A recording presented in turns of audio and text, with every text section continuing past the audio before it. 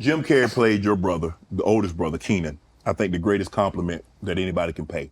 Yeah. He said, I wouldn't be successful without your brother. Yeah. I wouldn't be successful without my brother either.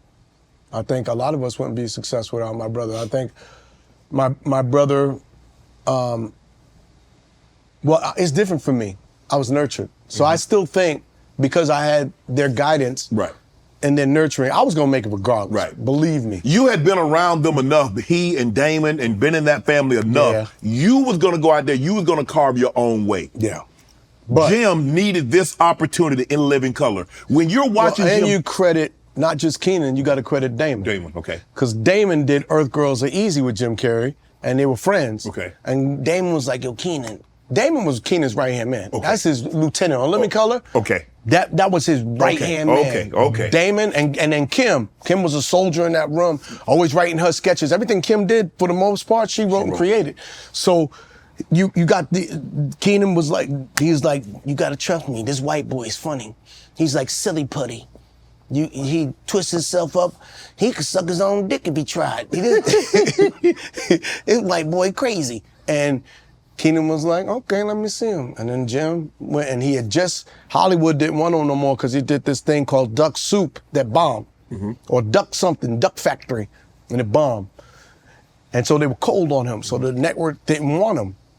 And then Keenan saw Jim in the audition that Damon brought him to, and Damon was bigging him up. Keenan was like, he's hilarious. And then from there, he put him on, and he let Jim buck wild. And Living Color was a playground. Yeah. Keenan always said, don't just do what's on the script. He made us all writers. Have something in your back pocket, because when we do second take and third take, don't do the same thing. The audience can only hear the joke one time, and it's only get diminishing returns, so they want to hear something different. And so that's what we did. Keenan was a star maker, is what I'm saying. Did you know Jim could be what he became? Yeah, I knew. I knew Jim could be what he became. I knew Jamie could be what he became. I knew Damon. I knew everybody on that set could become anything they wanted to be. Rosie Perez was the choreographer. Yes.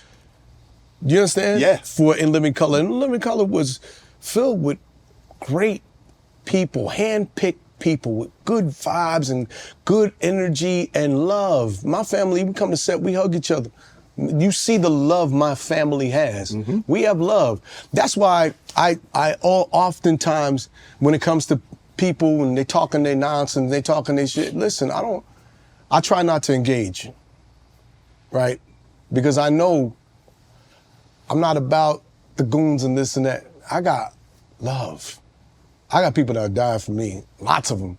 And I don't want to engage in that because I'm loved. So I'm loved enough to step back from it because I know if I'm in a fight, there's gonna be a lot of hands in there. You got the nephews, you got the cousins, there's a lot of Wayanses.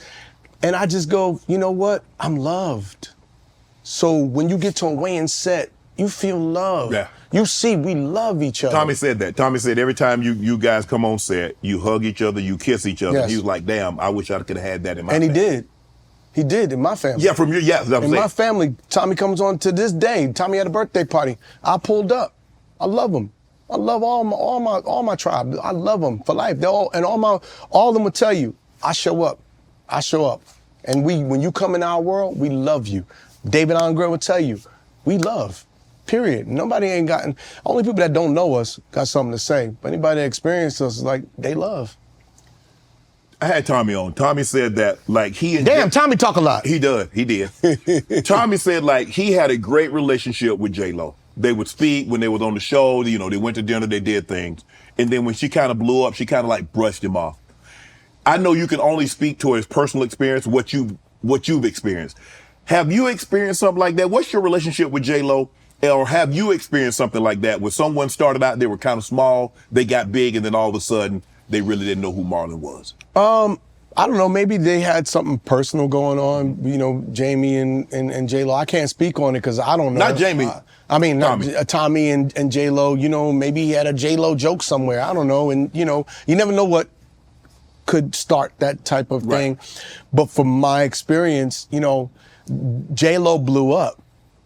And when I saw her, it's always love. Always, hey, how you doing? How's Keenan? Right?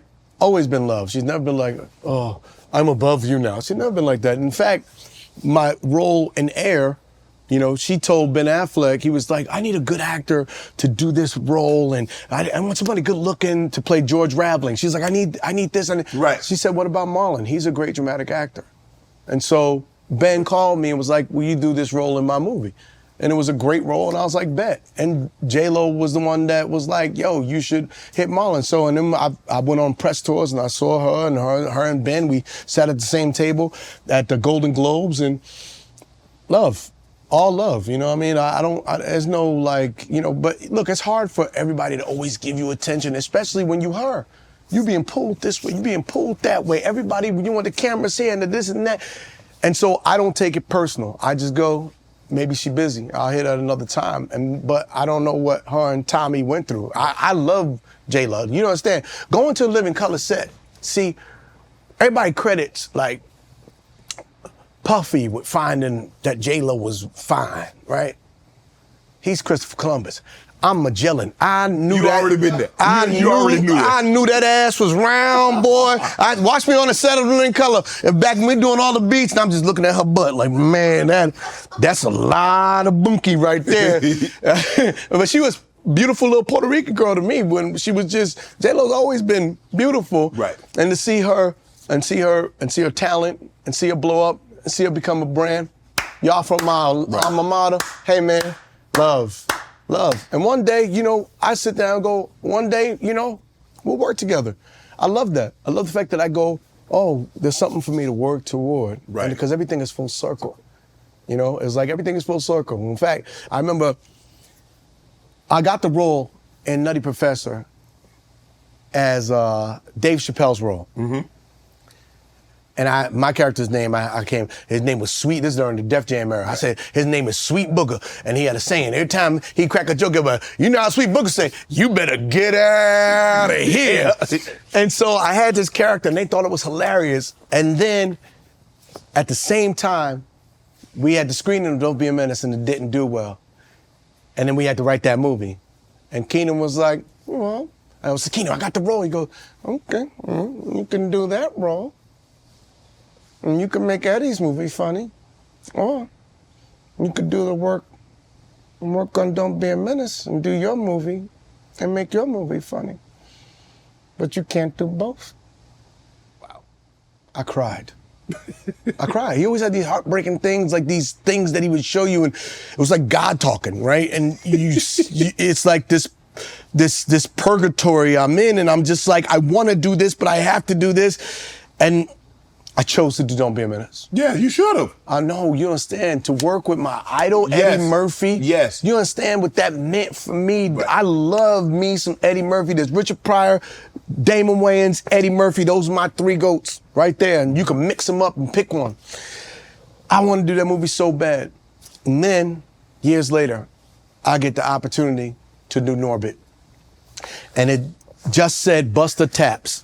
And that's all I had written. Right. And once again, going back, remember Mo Money? Yeah. I wrote all these jokes down. Remember Don't Be a Menace? We wrote the whole thing in a week. I'm a writer. Sat there. Buster Taps. I watched Jane Fonda. I watched Billy Blanks. I said, what would a great tap dance class be? And I wrote a whole routine of a tap dance, power tap dance class. Right. And I get to set, and Brian Robbins, who now runs Paramount, he directed Norbit. He was like, Eddie's gonna be in makeup for 5 hours. We're gonna shoot something. So what do you have? It says Buster Taps. What do you have? I said, I got this little thing that I worked out. Can I try it? He said, okay. I got the class. I said, y'all just do everything I do. Ready? And 1, 2, 3, 4. I stepped and poof. Gotta wipe it off. Power tap to clap. Power tap to clap. Here come the cops. They taking me to jail. And I did the class. I did a 20-minute class. They were sweating. Brian Robbins was like, hold on. This is hilarious. We're filming all this. 5 hours. Brian filmed the whole class. Eddie comes out, a trailer, dressed in his makeup, and he gets to the screen. And he goes, Eddie, we got something we want to show you. And so he shows me the scene, and I left the room. My idol's in there. You know, the dude I knew since I was 8 years old. Yeah. Marlon Be Free. I left the room, nervous. They start the thing, and all I hear is, oh! Oh! Oh! Oh! When Eddie laughs, right. he roars. Right. Oh! I look in the room, and he's smacking the chair at what I'm doing. I stepped outside the room. I don't know where the east was, but I looked to the east. And I just prayed and I just thanked God that I got to make my hero laugh. And being that I didn't have that opportunity before, but now given the journey that it all comes full circle, that I get to make Eddie Murphy laugh. I made him laugh. We did a scene together, and I said something out there. You know, look at your big old orange ass. Look like the great pumpkin. Make a nigga go turn a nigga to a werewolf. Woo! Something, and Eddie were. And I made him break. I was like, that's how I knew. I was like, I'm on to something. Right. So everything is full circle. Everything happens for a reason. Everything is divinity, and everything is God. Let me tell you how dope Keenan is. The fact that your eyes for talent, that you could make and see talent and greatness in all these people you assembled on the cast. Tommy Davidson, Jim Carrey, David Allen Greer, Jamie Foxx, Kim Wayans, Kelly Caulfield, Steve Parks, my brother Sean, me, even the babies, J.Lo. J.Lo was just like a dancer and a singer, and Keenan was like, you should do more. He knew she was special, knew it. J.Lo, Carrey and Anaka. If you look at all the writers that made it from In Living Color, and they would complain when he made them work, but just like when we did those 26 drafts, it prepared them for their evolution and their greatness as writers, because this is what you got to do. You got to rewrite. Somebody has to work you, and you may not like it, and you may resent it, but look at how you're eating. Keenan was a visionary. And Damon, that's what taught me the eyes. Damon, the most magical talent, him and my sister Kim. But Damon as a comedian, I used to watch this man go on stage, and the only thing he wanted to do was he'd go up there and he'd be like, and go behind the curtain. I'm doing the invisible comic. Watch as I scratch my nuts. And he's just playing with the audience because he don't care. Right. He's like, I'm gonna use this time to say fuck you to the audience because now I can create without your judgment. It's the reason why Damon don't do stand-up nowadays. He feels people are too judgmental. And he's right. You can't say it no more. I need to speak my mind. Damon could do characters. Damon could do monologues. He'd tell you the joke, then show you the joke. He talked about his pain. Handicap bully came from somewhere. Damon was born with a handicap. He had a club foot. Right. And so he came out with Handyman, which is from something that was painful. He created art. Damon is one of the most brilliant comedians ever. You don't understand, I got to watch this. Right. I watched Jim Carrey like TV. We'd tell him, do Jack Nicholson, he'd do this character, do that character, do Vera DeMalo. He used to make us laugh. Me and Sean, we'd be peeing ourselves. David Allen Greer, one of the funniest dudes you ever wanted to meet. Kim Wayans, what a special talent. This is why sometime in Hollywood I get a little upset, because there's no way, Kim is like Black Carol Burnett. She's only marginalized by what Hollywood deems they want to make or they feel is a special talent to be celebrated. Kim Wayans is a great writer. She graduated from, with honors, Wesleyan University. She's a brilliant writer, amazing actress. She has a brilliant one-woman show. When I tell you, I came from greatness. I know greatness. I was touched by greatness. Grew up with it. And not in a perverted way. Y'all made fun of that man's foot. Huh? Y'all made fun of Damon's foot. Yeah. Come on, man. The man got We call that shit a hockey puck, a golf club. Not even a good one. It's the P. Yeah, it's like a pitching wedge.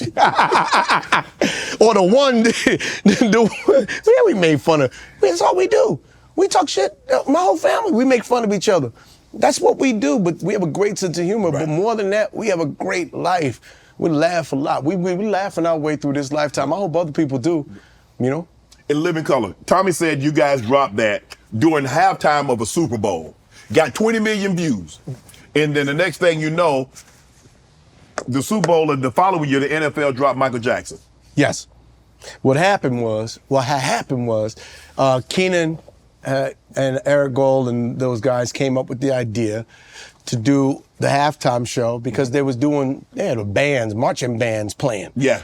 And Keenan they was like, they got with Doritos and I think Pepsi, somebody else, and they was like, we're gonna steal the audience. And Living Color was at its biggest. Yes. And it was like, we gonna take that audience and bring them to a Living Color, and did a special Living Color halftime show.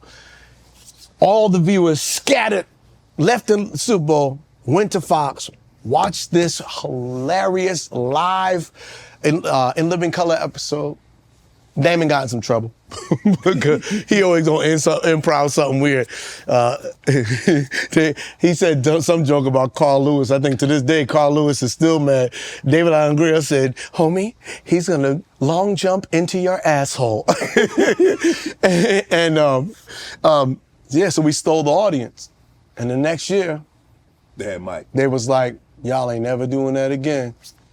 And they paid the biggest star in the world to come do the halftime show. Do you think that was the beginning of the halftime show as we know it for the NFL? Absolutely. So, hey man, all you guys make Usher, Dr. Dre, J.Lo, all you people that are doing the halftime show, hope you got a big check. Thank you, Keenan. Thank you, Living Color. Do you think, like, when I look at Saturday Night Live and I look at In Living Color, and you said because Keenan, I think Keenan was on there once, wasn't he? Wasn't he on Saturday Night Live? Oh, nope. No. And Damon, you said Damon was on. Damon was on. He got in the. And baby, that's why. See, Damon was bad. That's why when I used to go to school, and they immediately put me in detention. I was like, why would you put me? But damn! Because we saw what Damon did. If you're anything like that nigga, you take that seat. Damon was bad. And, I think on Saturday Night Live, he was bad. Right. He did a character that he wasn't supposed to do. Right. In Mr. Monopoly, I remember the sketch. And we was like, why is Damon doing that character? Because he was tired of not being able to do him. And he got fired for that. Wow. And so I think after that, he was actually allowed to host again. And I think once again, he did something he wasn't supposed to do. Damn, Damon always going against the grain. Back. Damon crazy, but he's brilliant. Sometimes, man, brilliant people, it works for him, right. Man. He's brilliant. I would never put a chain on Damon. You let Damon be free. Damon is a magical, a unicorn, man. He's so talented, so funny. His instincts are great. Love my brother, man. He taught me the stage. He taught me not to be afraid of that stage. Scary Movie. Miramax. Yeah. That's Harvey. What people don't know, that was Harvey Weinstein's company. Harvey Weinstein and his evil, ugly brother Bob. I'm gonna have to drink on this, man. Talk about now. See, you waited for 4 shots in for you to start getting juicy, and then this thing got real hot all of a sudden. Did you turn this up? No. This is the hot seat. What? We can turn it down. We gonna turn it down. So I read that Scary Movie that you guys got a really, really crappy deal out of that. I think in Hollywood you always get crappy deals. But that's not just your 7th or 8th deal. Maybe your first one. I think the first one we got a crappy deal, definitely. But the second one, this first one was so big. We opened to $42 million. Yes. Which was unheard of. Yes. And they try to say for a black director that was a record breaker. No, that was a record for just a comedy director, period. And that's what I love about Keenan. Keenan was like, no, don't you put the black label on me. Don't you minimalize or marginalize my success by you trying to label it. Let's let that bleed so that other black people can know that there's not such a thing as just black success. Because black success has a ceiling. No, just success. And I just so happen to be black. Mm-hmm. And that's how he wrote. And, it was huge. Mm-hmm. So they was trying to make a deal for the second one the weekend of, because they seen the track and they know it was going to be huge. So we got a good deal in the second one. Right. We got 20 against 20 deal. And then, Miramax did what they did. You know, I always say, you know, they didn't just rape and molest women. They raped niggas too. Molested us in them deals. They were terrible people. Terrible people. Did you know that was going on behind the scenes? Had you heard whispers of things that he was doing to women or people that were trying to get in position? Did you hear anything about that? Did you know anything like this was going on? I hear things. Right. But, you know, he never tweeted my butt. Nigga never asked me for a foot massage. I'd have been like, man, if you don't get the fuck out of here. But if I had heard, like, if I'd have known somebody, if somebody came to me, I would have pulled up on them. Hey, man, don't do that. I'm gonna tell you how to do your business, but you ain't gonna do that business to my people. Right. Don't do that. That's just not how you conduct your business. If you want people to be successful, you don't use your weight to try and get something from somebody. You should want people to be successful for themselves, and the feeling that you get is the fact that you help nurture them and make them successful. This other thing, that's toxic, but God comes for you. Mm-hmm. All the toxic things that you did to me and my family, when you took the franchise from us, took it from us. That was a franchise and then they stole the idea for the third one. Right. We as gentlemen, we walked away from the third one because it was like, well, first of all, they took it from us, put it in and gave it to somebody else because we couldn't make a deal. So they gave it to somebody else, and they didn't even tell us. They read about it in the papers. We was like, okay, cool. So then that crapped out, because I'm gonna tell you something. You can try. You can try. You can't do Wayans shit without the Wayans. Yeah. You can try, but eventually you're gonna lose a lot of money. Because what we do is special. We have 200 years of comedy between me, Sean, and Keenan. Damon, Kim, we have a lot of years of excellence at what we do. You can't just put anybody on they're gonna just do it. You can't do what we do. Right. You can do a version. And so they did the third one, took the idea, we pitched them.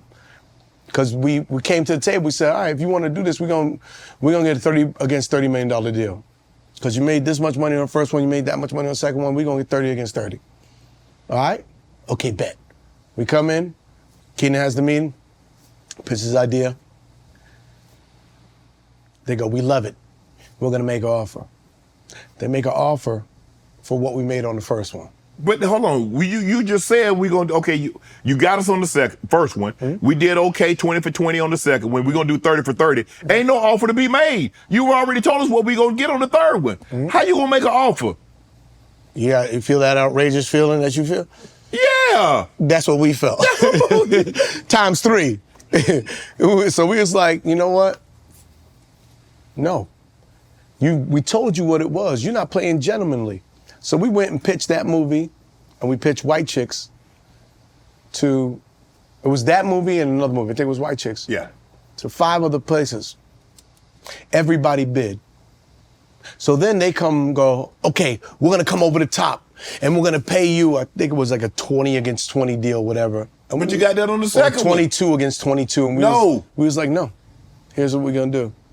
We're gonna go do this movie with Joe Roth and Revolution. And they took the idea, and I was like, oh, fuck you. So they took the idea, they hired the Zucker brothers, and they brought them on to do Scary Movie 3 based on the idea that we told them.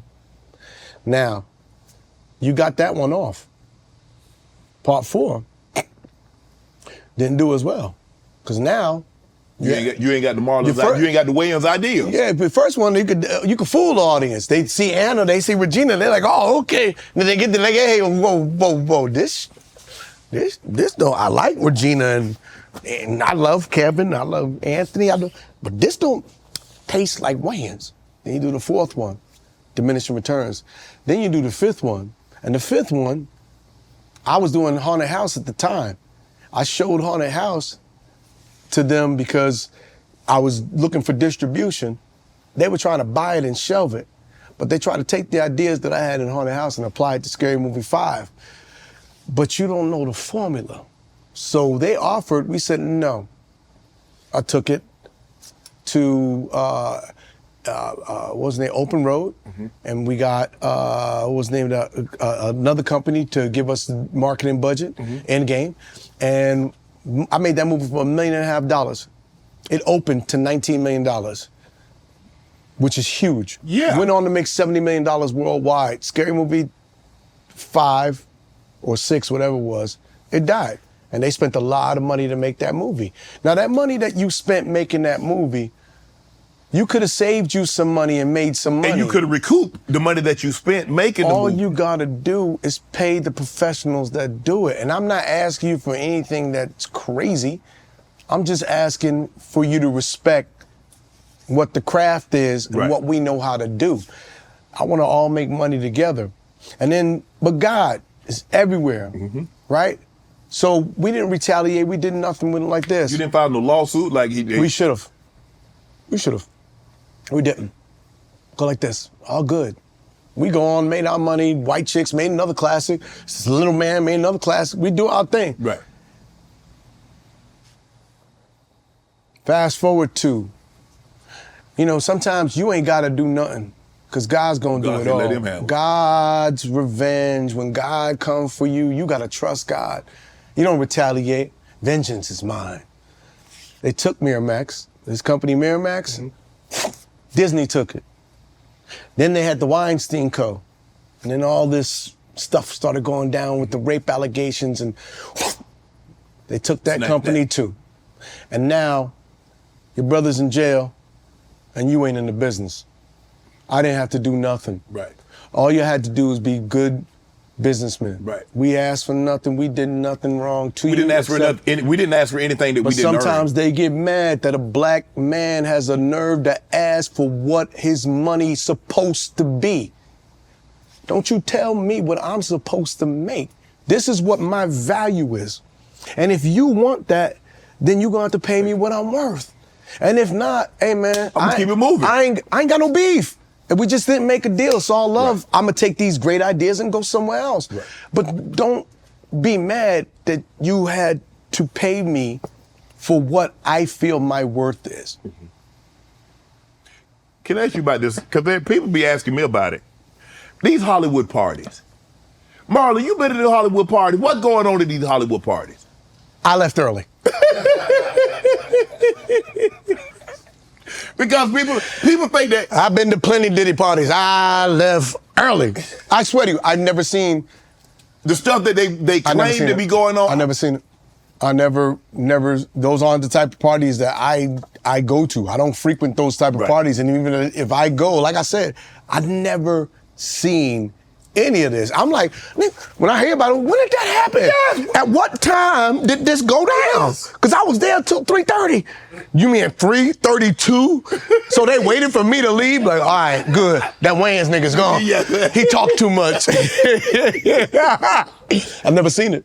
Never seen nothing. I see drugs, I don't be seeing I'm not a man that's about the gangbangs and the this and that. Yeah.